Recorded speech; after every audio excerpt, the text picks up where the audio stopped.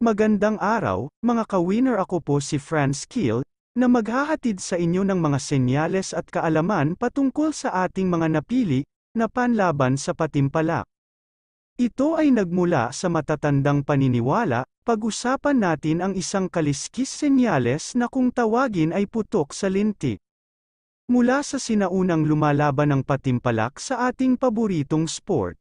Itong kaliskis senyales na putok sa lintik ay isang mataas na uri ng kaliskis senyales.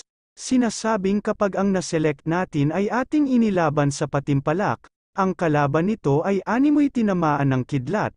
Karaniwan sa mga napili na may taglay nito ay mabibilis at malalakas at wala itong talo sa una.